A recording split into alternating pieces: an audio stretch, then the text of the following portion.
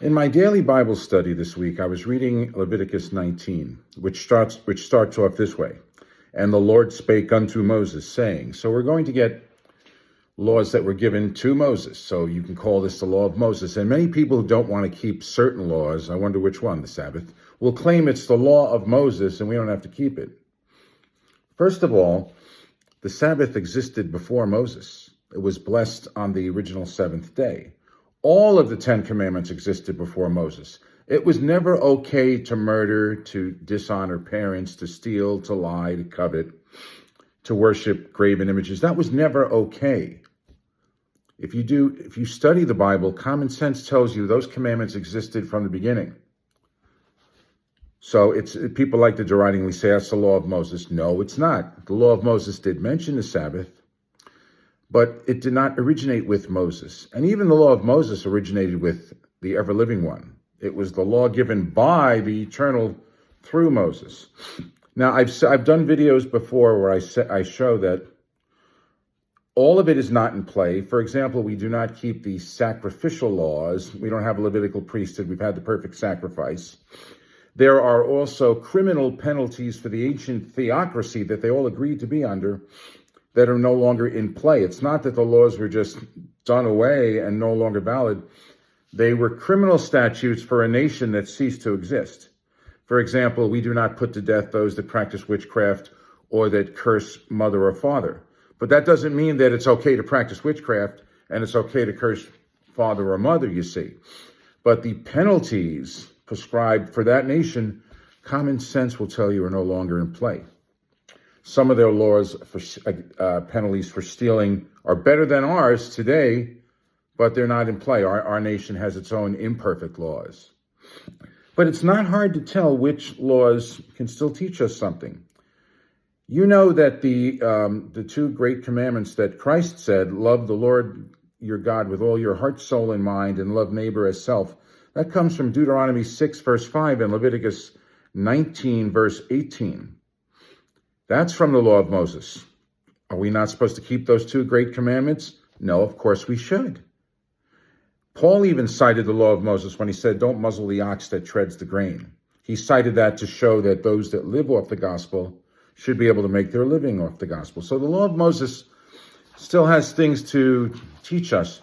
You know, when Jesus was tempted by the devil, 3 times he quoted from Deuteronomy. Matthew 4, he said, verse 4, man shall not live by bread alone, but by every word that proceedeth out of the mouth of God.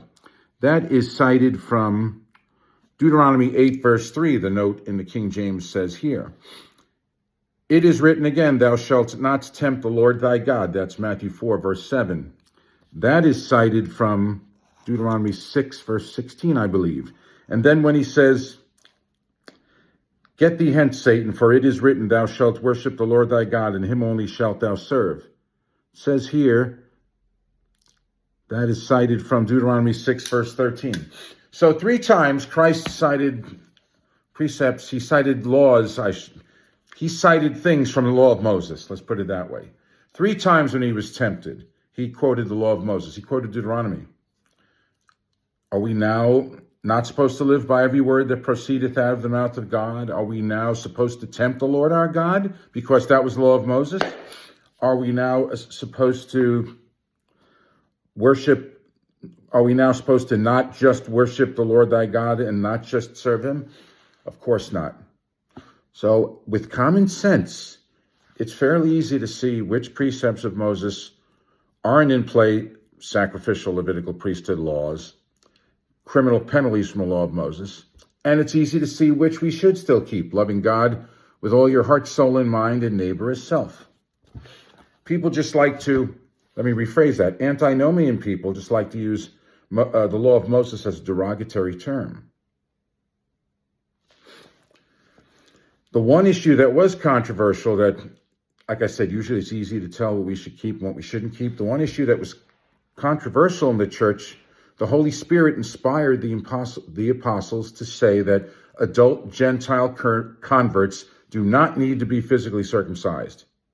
That could not be more clear in Galatians and Acts. Adult Gentile converts do not need to be physically circumcised. That was an issue that was maybe not as easy to figure out as the ones I've gone through with you here. If you don't agree with that, you should read Galatians again in Acts 15, I believe. Now, adult Gentile converts, as well as non-Gentile converts, do need to be circumcised in the heart. That's what circumcision pointed to. But let's just go through a few of these laws in Leviticus 19 and see if they all should just be rejected out of hand, like some tend to reject the Sabbath, even though we know from Isaiah 66, verse 23, that in the future, all mankind will be worshiping from one Sabbath to another. We also know from Matthew 24, I think it's verse 20, where Christ said, "Pray ye that your flight be not in the winter, neither on the Sabbath day, for then will be great tribulation." Whether you think that's the tribulation that's coming in the end time, which is what it's referring to, or whether you think it's only referring to 70 AD, even if you think it's 70 AD, it still shows the Sabbath was going to be kept almost 40 years after Christ. So even if you think that, then you're admitting that the Sabbath was abandoned after 70 AD if you think it was legitimately abandoned. It was not legitimately abandoned. We know from Matthew 12, verse 12, that's proof that Christ didn't get rid of it, because he said, "Wherefore it is lawful to do well on the Sabbath day." Matthew 12, verse 12, proves that followers of Jesus Christ should keep the Sabbath. Because why would he bother talking about what is lawful to do on a day that's going to be done away with? Excuse me one second. Anyway, let's look at some of these teachings that some deride as the law of Moses. Leviticus 19, "And the Lord spake unto Moses, saying, Speak unto all the congregation of the children of Israel, and say unto them, Ye shall be holy, for I, the Lord your God, am holy." Are we supposed to be holy? Or is it okay now as believers in Christ? Now we don't have to be holy anymore. That's ridiculous. We should be more holy. "You shall fear every man his mother and his father." Are we still supposed to show honor and respect to our parents? I think so. In fact, Paul cited the command to honor thy father and thy mother. I think it was Ephesians 6. Go look it up. "You shall fear every man his mother and his father, and keep my Sabbaths." Oh, there's that word people don't like. "I am the Lord your God." Should we keep those? Yes. "Turn ye not unto idols, nor make to yourselves molten gods. I am the Lord your God." That's Leviticus 19, verse 4. Is it okay now for followers of Jesus, now we could turn unto idols and make molten gods? I don't think so. Go down to verse 9 of Leviticus 19. "And when you reap the harvest of your land, you shall not wholly reap the corners of your field, neither shall you gather the gleanings of your harvest. And thou shalt not glean thy vineyard, neither shalt thou gather every grape of thy vineyard. Thou shalt leave them for the poor and the stranger. I am the Lord your God." Now listen, we're not primarily a agrarian society as they were then.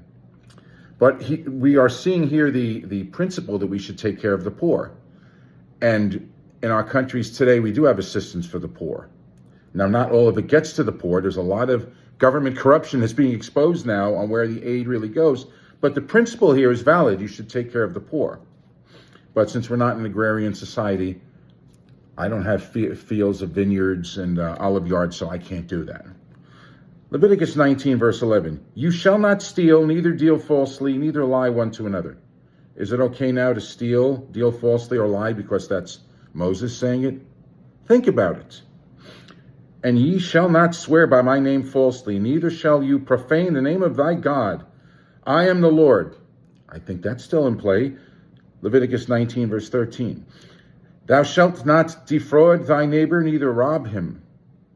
The wages of him that is hired shall not abide with thee all night until the morning." Pay people what you owe them.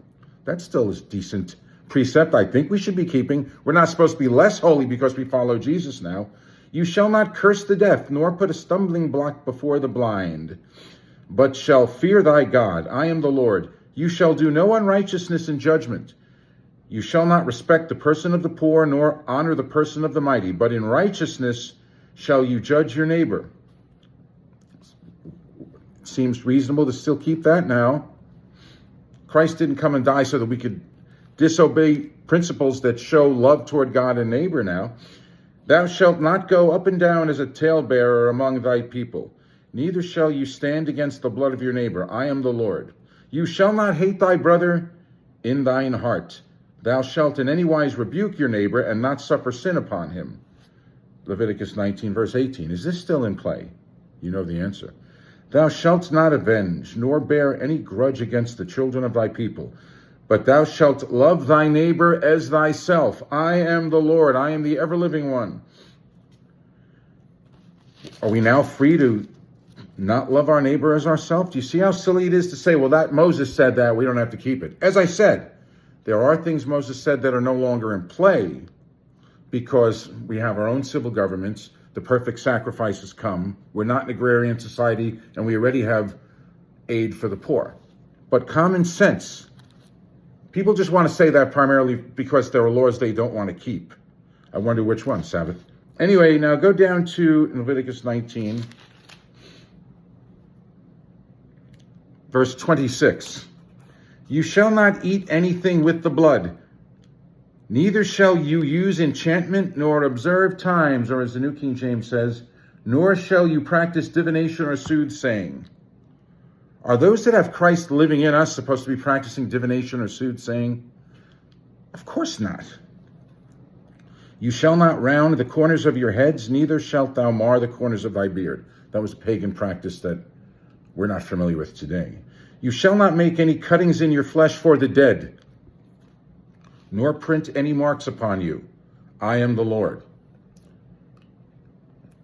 Or if you read that in a New King James, that's verse 28 of Leviticus 19, you shall not make any cuttings in your flesh for the dead, nor tattoo any marks on you. I am the Lord. Pagans would tattoo marks on themselves to ward off evil spirits. It was a pagan practice. I'm not going to get, purpose of this video is not to talk about tattoos. And I'm not saying if you have them, you need to get rid of them. But that's what it says here. You should not be tattooing yourself to ward off evil spirits. I think if we're supposed to be holy, I don't think we should be tattooing ourselves either. But that's not the purpose of this video. You read this and make your own decision. And I'm not saying you have to remove them if you have them. Verse 29, do not prostitute thy daughter to cause her to be a whore. Is it now okay to prostitute our daughters?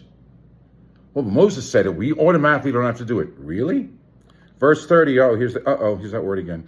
You shall keep my Sabbaths and reverence my sanctuary. I am the Lord. Regard not them that have familiar spirits, neither seek after wizards to be defiled by them. I am the Lord your God. Can we now regard those that have familiar spirits and seek after wizards? We should be more motivated not to do that now that we have Christ living in us. Verse 32, you shall rise up before the hoary head and honor the face of the old man and fear thy God. I am the Lord. Verse 33, excuse me 1 second.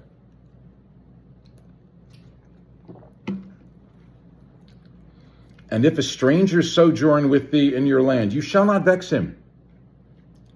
But the stranger that dwells with you shall be unto you as one born among you, and you shall love him as yourself. For you were strangers in the land of Egypt. I am the Lord your God.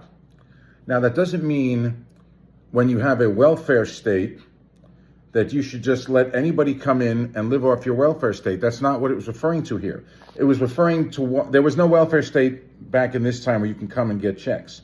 This was referring to a stranger that came to live among you, that came to work among you. It should be one law for the stranger and for the homeborn. You are not to vex. What does the word in the New King James say in verse 33? If a stranger dwells with you in your land, you shall not mistreat him. We shall not mistreat the poor. You should not mistreat the poor. You should not mistreat the stranger that comes to live in your land. As I said, it doesn't mean that you can let everybody come in just to live off the government and not work. It's not referring to an open border. This was a different society. This was a society that did not have a welfare state where you can get continuous checks. But you should not harass or vex the stranger in your land, is what it's saying. If someone looks different from you, you should not, what was the word that King James said again? You should not mistreat him. We should love everybody as ourself. You shall do no unrighteousness in judgment, in meat yard, in weight, or in measure. Just balances, just weights, a just ephah, and a just hin shall ye have. I am the Lord your God, which brought you out of the land of Egypt. Therefore you shall observe all my statutes and all my judgments and do them. I am the ever-living one. So I'm just trying to get people to think here. You can't just say, oh, Moses said that, I don't have to keep that. Christ quoted the law of Moses 3 times when he was tempted in Deuteronomy. Loving God with all your heart, soul, and mind, and neighbor as self, comes from Deuteronomy. We just read in Leviticus 19, I think almost everybody would agree with almost every one of the admonitions I read. Maybe one they wouldn't agree with. But we all need to read this book for ourselves. And even then, it showed back then, you shouldn't vex, you shouldn't harass the stranger that comes to legally live in your land. Since that was Moses, are we now allowed to take advantage of foreigners that come to live with us, to come to live honestly with us, that come to live under our laws and to work hard? No, you shouldn't treat them differently. So read this book for yourself. And just remember, the 10 Commandments existed before Moses was even born. Which one of the 10 Commandments was it okay back in Abraham's time to break? The blessing went on the original 7th day.